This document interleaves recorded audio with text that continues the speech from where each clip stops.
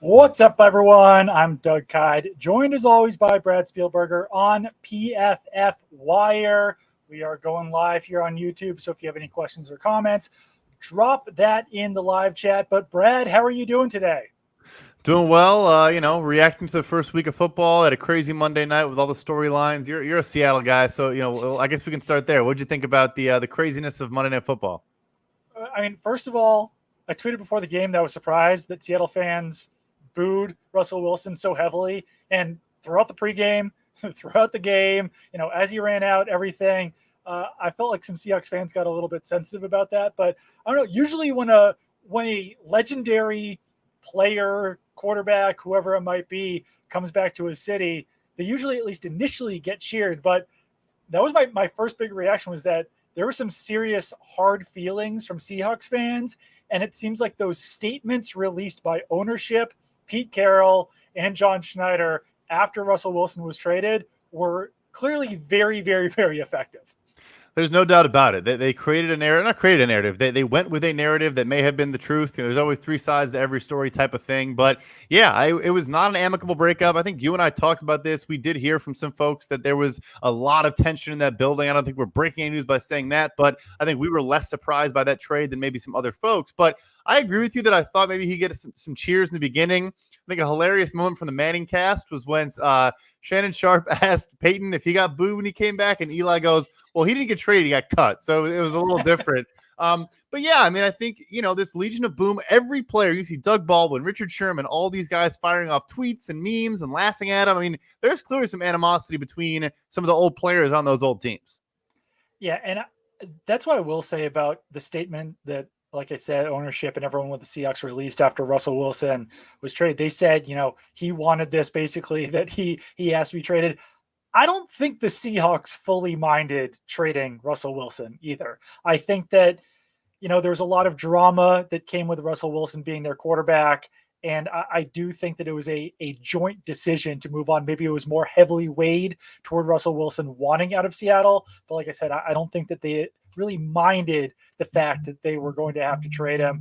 I will say that I did move from Seattle in 1997, so I'm from the area, but I didn't experience any of the Russell Wilson era or the Pete Carroll era or anything like that actually in Seattle. So a lot of those things are definitely still foreign to me, and Seattle fans were definitely a lot different when I was living there. I've said this before, but the Washington Huskies were a much better deal than the Seattle Seahawks in the years that I was actually living in Seattle. So clearly there's been a massive shift there. But let's talk about the decision there at the end as well. Nathaniel Hackett to kick a 64-yard field goal. Obviously, everyone's talked about this a lot, so we won't get into this too deeply. But as I was watching the game live, a field goal wasn't even a thought in my head. Like I did not even think about the possibility about where they were on the field, the amount of time that was left in the game, that anyone would think about kicking a field goal. And I was shocked. I was watching the Manning cast, and I forgot who said it first. It must have been either Peyton or Eli. They're like, they're going to kick a field goal because obviously the field goal team was running out there. And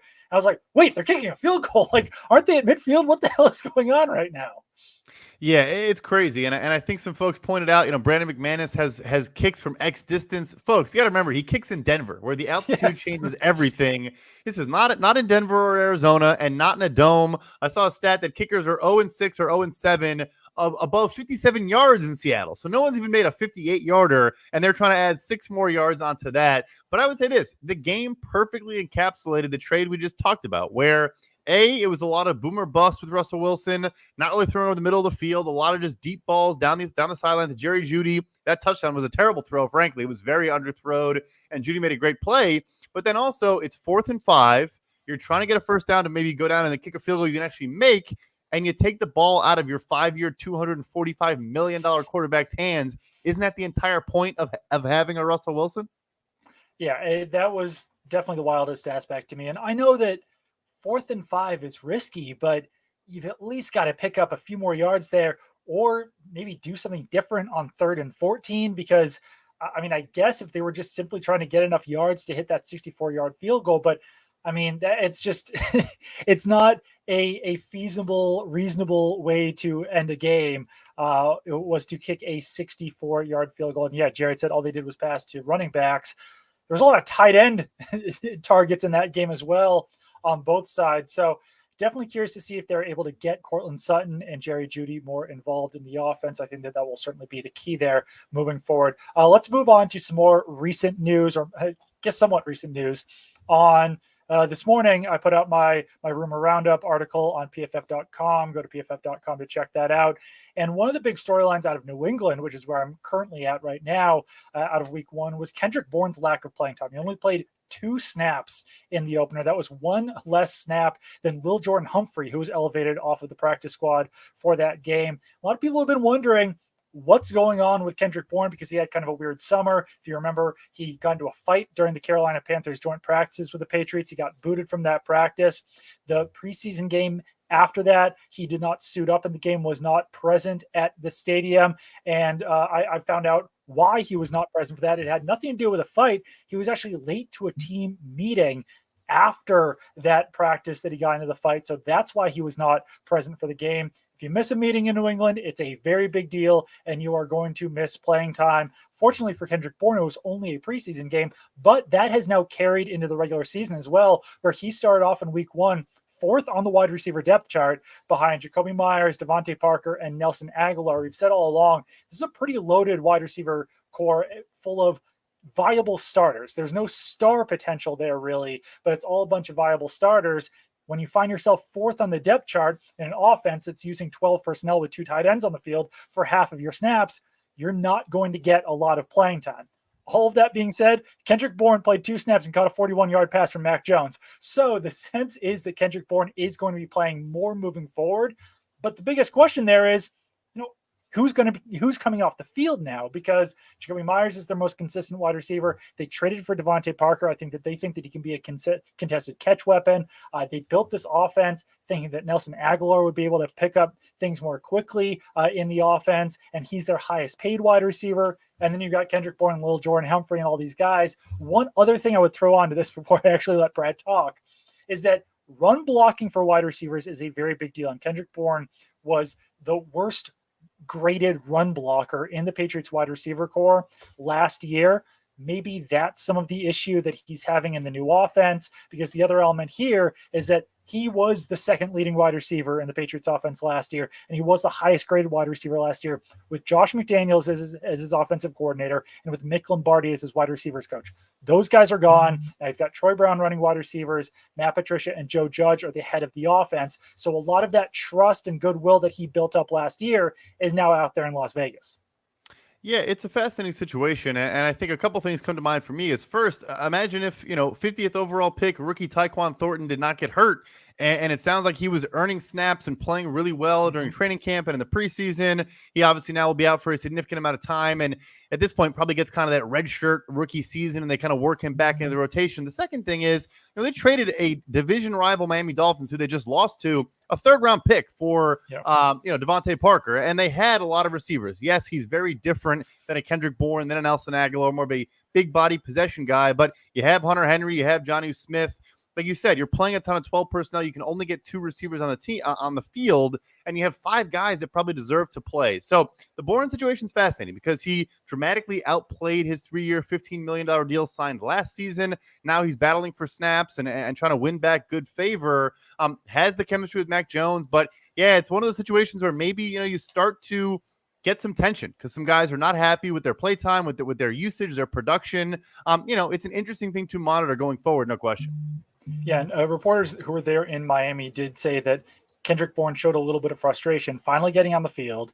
First snap, he wasn't targeted. Second snap, it was the 41-yard catch, and then he was taken off the field after that. And I think that Miami had a pretty long drive to end the game, so maybe Kendrick Bourne would have got in there at the end of the game. But they were saying that he did show a little bit of frustration coming off the field there. So yeah, it's a weird situation. Like you said, Tyquan Thornton certainly expected to be back from that injury at midseason. We'll see how fast he can catch up. But then also the Patriots just signed Lil Jordan Humphrey off their practice squad and onto their 53-man roster. So I think that they view him as kind of a pseudo move flex tight end who can play some wide receiver. And like I said, he was on the field for 3 snaps in that game. one of which was a passing play. The other two were running plays where he was aligned pretty tightly in the slot and was essentially used as an extra blocker on that play. They only have 2 tight ends right now on their 53-man roster, in Hunter Henry and Jonnu Smith. So I wouldn't be surprised if Humphrey is active for games, because he can contribute on special teams, and they need that third blocker in the running games at times. And unless they want to bring up an offensive lineman off the bench as that 6th tackle, at least having little Jordan Humphrey handle that role, you can trick the opposing defense into thinking you're going to pass the ball by having an extra wide receiver on the field. So definitely some interesting things there. I know that at least here locally, people are freaking out about Matt Patricia and thinking that he's the one to blame for Kendrick Bourne's lack of snaps. Tom Curran of NBC Sports Boston did report that yesterday. I haven't heard anything that far to concrete to say that this is a Matt Patricia issue. I think that there was some speculation that since Bill Belichick likes Kendrick Bourne, since Mac Jones likes Kendrick Bourne, that this must be some outside factor.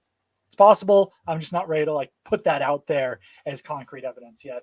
So certainly curious to see what happens there. Let's talk about a couple other pieces from that rumor roundup that I put out there. The Jets are in a rough situation with offensive tackles right now. Can you kind of take us through their current situation with tackles right now? Yeah, it's about as bad as it can get from a luck standpoint, specifically with injuries. They lose, 2020 first-round pick Mekhi Becton. I actually saw a stat because of COVID. He's never actually played a game in front of fans at the stadium in MetLife. That's how tough his tenure has been so far. But, yeah, so he gets lost before the season begins, potentially for the entire year. They go ahead and sign Dwayne Brown, the longtime veteran, to a 2-year, $20 million deal. It is basically a 1-year, $10 million deal and kind of an option for the second year. But nevertheless, he now lands on IR with a shoulder issue. Sounds like he could be out for at least 4 weeks, maybe longer, depending on what happens there. They slide George Fant back to left tackle, which he's not super stoked about. He obviously was looking for an extension this offseason and went from left tackle to right tackle, now back to left tackle. This is a long answer. And then rookie Max Mitchell, I paid attention to him out of Louisiana, a Raging Cajun. I watched his film this week. I actually thought he looked pretty good, but the issue is there's just no depth behind him. They had an injury to Conor McDermott. They called up Grant Hermans from their practice squad, but that's it. That's it at tackle, and obviously you need to protect Joe Flacco when he's throwing the ball 59 times in a game. So it's a dire situation. I'm not surprised they're looking around the NFL for help. There are some guys maybe they could poach off practice squads. A guy like LaRaven Clark crossed paths with Joe Douglas in Baltimore. A couple other veteran names out there. But they clearly have to do something to add some depth at tackle. Yeah, and I think that they're kind of in a tricky spot right now. They did recently try to sign a tackle. It did not work out for them to sign that player. But they're in kind of a tricky spot, like I mentioned, where they need someone who's going to be an upgrade over what they already have, and Conor McDermott and Grant Hermans and all those guys that you just mentioned.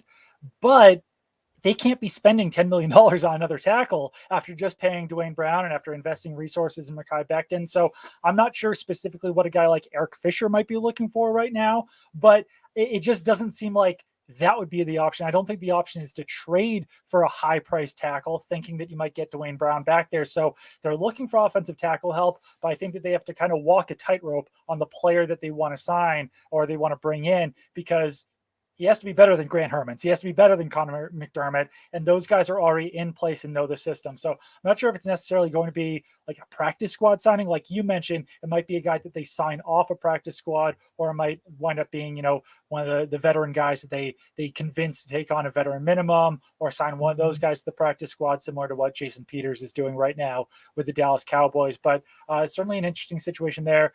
Final one, the Las Vegas Raiders. I think we've talked about this on the show before. They didn't do a whole lot to rebuild their defense this year beyond bringing in Chandler Jones. Linebacker core doesn't really necessarily look like what a typical Patrick Graham defense looks like. Cornerbacks, they traded away pieces. They've got injuries now there with Anthony Averett on injured reserve. Denzel Perriman is dealing with an ankle injury at linebacker. He's no guarantee to play this week. I was told that he's day-to-day right now.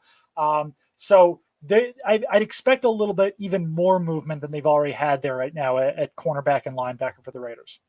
Yeah, and they even made some moves to get rid of some guys at linebacker, moving out from Corey Yeah. Littleton. Not that they, necessarily should have kept him, but just they didn't really have a contingency plan in place to fill in for some of these guys. And at corner, they traded Trayvon Mullen to the Arizona Cardinals. I know he was hurt, but I saw he actually will practice today, so he's close to playing, and obviously closer to return than Anthony Averett and the guys in Las Vegas. So Amik Robertson is about 5'8", 5'9", maybe not an outside guy. Nate Hobbs is their top corner, the number one guy besides Rock Ya-Sin. More of a slot player. I did see in the second half he played about 20 snaps out wide, so that was their in-game solution to losing Anthony Averett, and they went ahead and signed Nikel Roby-Coleman, longtime player. Another small guy, though. Famous. Yeah, another undersized, yeah. Oh, so go ahead.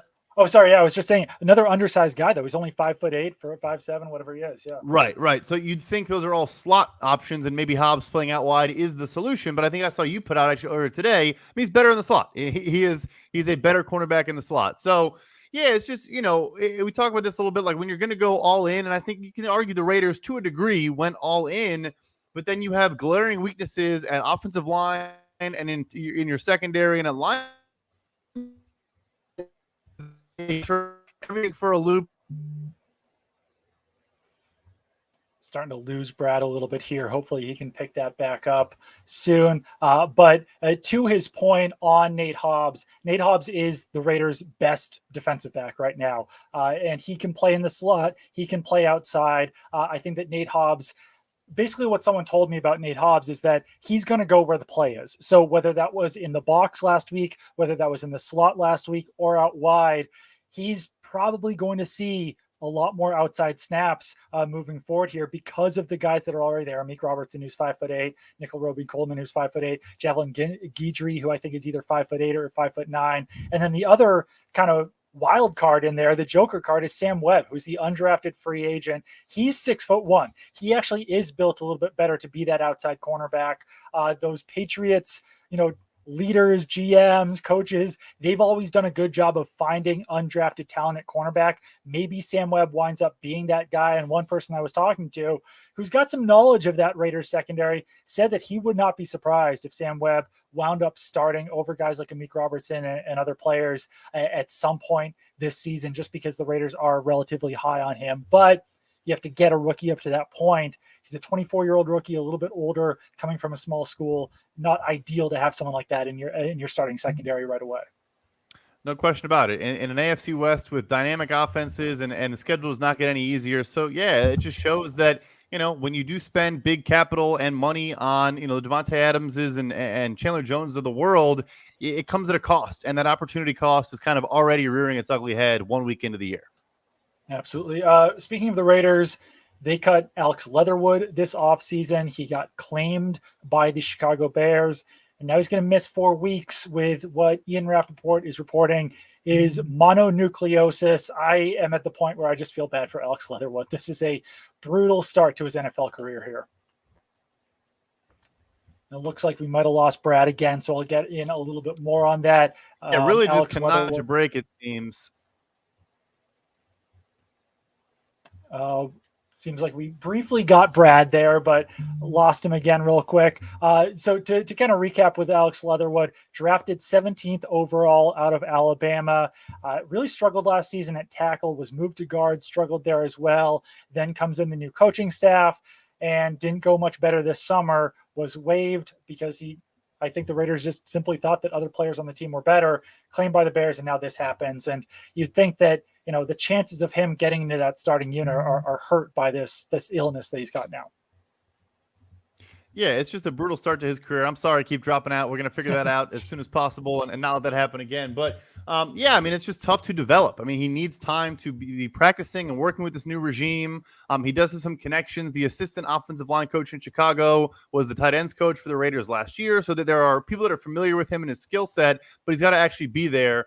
I don't think he was going to be playing anytime soon. They have Riley Reif, who's their swing tackle. Obviously, Tevin Jenkins now playing right guard, where he could have potentially slotted and looked pretty good in week one. But just unfortunate development for, a guy that they invested a good amount in, because he has a $6 million fully guaranteed deal over the next 3 years. They're not quitting on him or giving up on him anytime soon. But we saw with a guy like Sam Darnold, I mean, mono can knock you out for a considerable amount of time because it has lingering effects and impacts your stamina and all those things.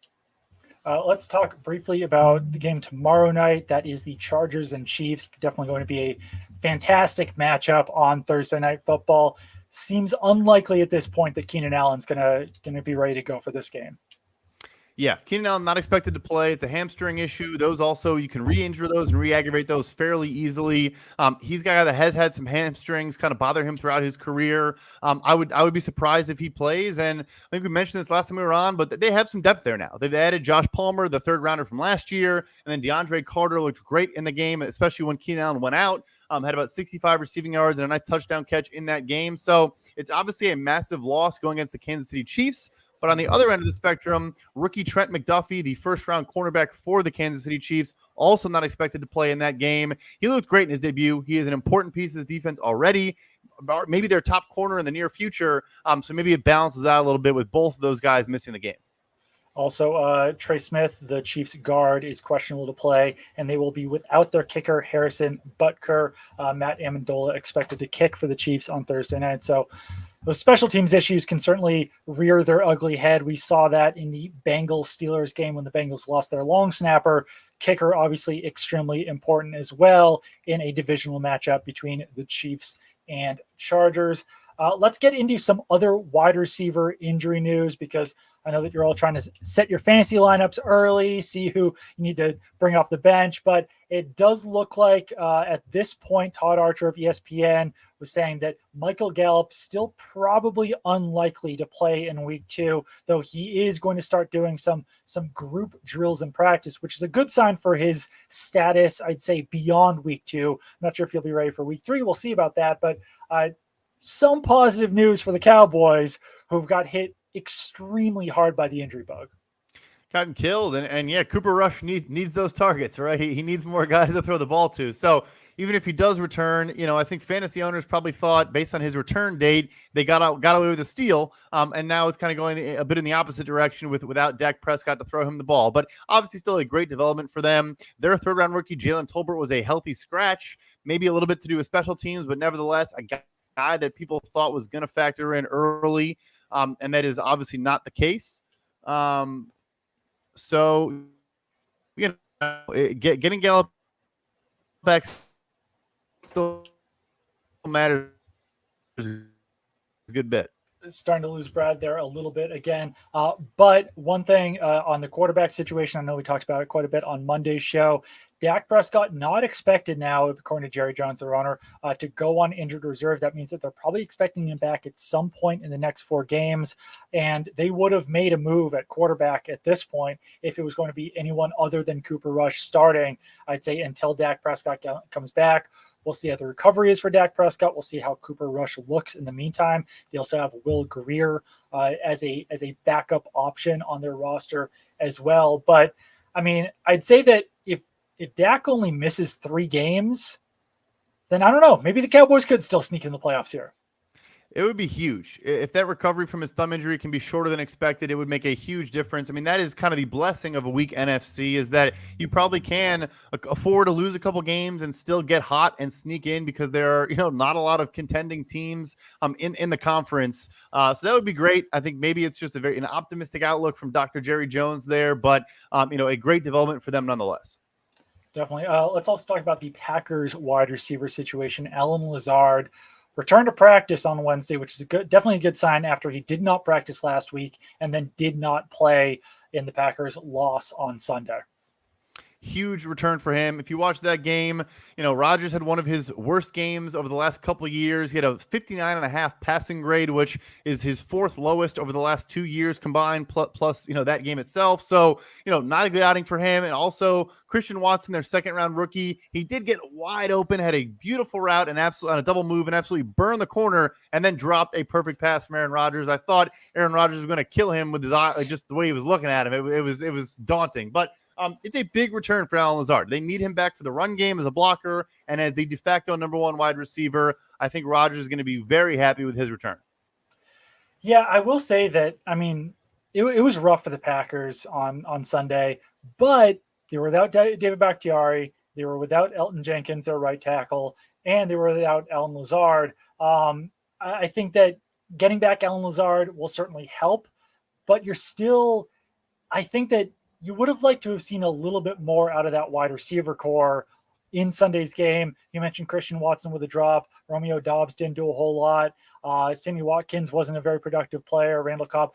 I don't know. I think that obviously there was a number of issues with injuries on the Packers, but I'm still kind of looking at that Packers team kind of side-eyed right now because I'm not sure how they're actually going to look even with all those pieces back. It's a fair concern. It's certainly a fair concern. I mean, they're 10-point home favorites against the Chicago Bears. So, Las Vegas is not overreacting to both of their results in week one. But, I think Bakhtiari, the thing too, is that we're now at the point where I think it's fair to say, are we even getting David Bakhtiari when he does return? I mean, he has not played football in a very long time with his ACL that I want to say he's had 3 surgeries now on the same ACL. I know it's at least 2. I think it's 3 total. So, Elton Jenkins is also a phenomenal player, but we're talking about one of the best tackles, maybe the best left tackle in football before this injury. Even if he does return, is he 85, 90% of that guy? It's not a guarantee. No, it's definitely concerning that he's been out at this point for so long. And I don't know. I mean, I know I've talked about this before, but quarterbacks are only as good as the players around them. And Tom Brady struggled in 2006 when his wide receiver core was depleted. He struggled in 2013 when his wide receiver core was depleted.